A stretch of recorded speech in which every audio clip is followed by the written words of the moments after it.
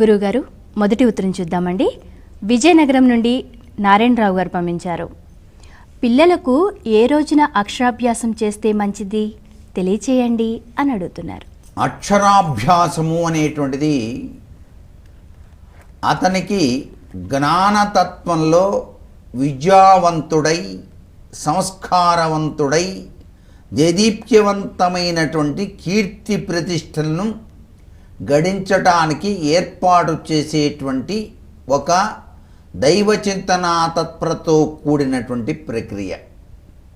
సహజసిద్ధంగా పిల్లవానికి 5వ ఏడు వచ్చినప్పుడు మాత్రమే అక్షరాభ్యాసం చేసేటువంటి లక్షణం మనకు శాస్త్రాల్లో చెప్పారు.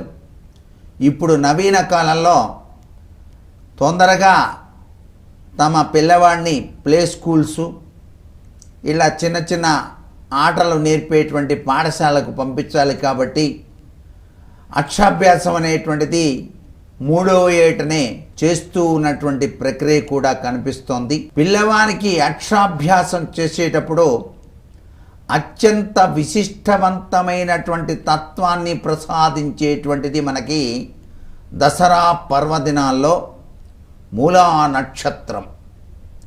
మూలా నక్షత్రం చూసుకొని ఆ ఆశ్రిత మందారవల్లి అయినటువంటి జగత్కల్పవల్లి యొక్క అనుగ్రహ కటాక్ష వీక్షణాలతో గనక అక్షరాభ్యాసం గనక నిర్వహించినట్లయితే చాలా చక్కటి యోగవంతమైన జ్ఞానవంతుడు, విద్యా వినయ సంపన్నుడై తీరుతాడు అని చెప్పేసి శాస్త్రం. అలా కుదరని పక్షాన ఆ పిల్లవాడు లేక బాలిక పుట్టినటువంటి నక్షత్రం ఆధారంగా చేసుకొని మాస వైభవతత్వాన్ని అంచనా వేస్తూ మంచి సుదినం చూసి అక్షరాభ్యాసం చేసేటువంటి సంప్రదాయం. ఆ అక్షరాభ్యాసాన్ని కూడాను జన్మనిచ్చినటువంటి తండ్రియే చేయాలి. అంటే పలక మీద వ్రాయించేటువంటి విశేషవంతమైనటువంటి ఆ యొక్క ఓం నమః శివాయ సిద్ధన్నమః అనేటువంటి అక్షరాలు సాక్షాత్తు శివపంచాక్షరి మహామంత్రం.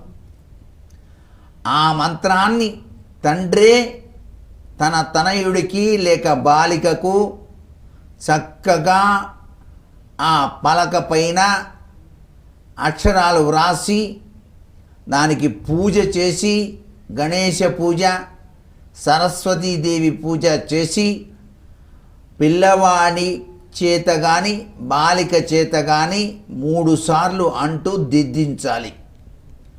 పిల్లవాడికి కూడాను గాయత్రి ఉపదేశం చేసేది తండ్రే. ఉపనయన సందర్భంలో ఇక్కడ అక్షరాభ్యాస సమయంలో కూడాను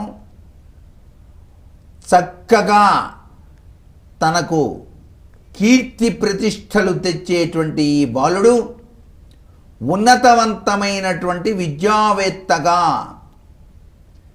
దేశానికి సేవ చేసేవాడుగా, బలాని వారి అబ్బాయి అని కాకుండా బలాని వారి యొక్క వంశానికి చెందినవారు, వీళ్ళ నాన్నగారే ఆయన అని చెప్పించుకునేటట్టుగా ఉండాలి. అందుచేత ఇక్కడ తన పుత్రుడు ఉత్తమోత్తమైనటువంటి కీర్తి ప్రతిష్టలతో తొలతూగాలని, విద్యలో ఎటువంటి ఆటంకములు లేకుండా సుసంపన్నుడై, అధిక ధన సంపన్నుడై, సంస్కారవంతుడై జీవితాన్ని గడపడానికి ఈ అక్షరాభ్యాస ప్రక్రియ సర్వత్రా కూడాను శుభదాయకమవుతుంది. ఆ అక్షరాభ్యాస సమయంలోనే దానం ధర్మం అని చెప్పేసి అన్నారు. కాబట్టి చిన్ని పిల్లలందరికీ కూడాను పప్పు బెల్లాలతో పాటుగా పుస్తకాలు, పలకలు, బలపాలు, స్వీట్లు, చిన్న బిళ్ళలు, పంచేటువంటి సాంప్రదాయ లక్షణం కూడా మన భారతీయ సంస్కృతిలో ఉంది. ఏది ఏమైనప్పటికీ అక్షరాభ్యాసం వెనకాల దాగిన విశిష్టవంతమైనటువంటి అభిప్రాయం ఏంటంటే ఆ ఓం నమః శివాయ సిద్ధన్నమః అనే బీజాక్షర మంత్రాన్ని చక్కగా దిద్దిచ్చినట్లయితే అతడు జ్ఞానవంతుడవుతాడు అని చెప్పేసి గ్రహించాలి. ధర్మ సందేహాలు కార్యక్రమంలో ఇప్పుడు ఒక చిన్న విరామం.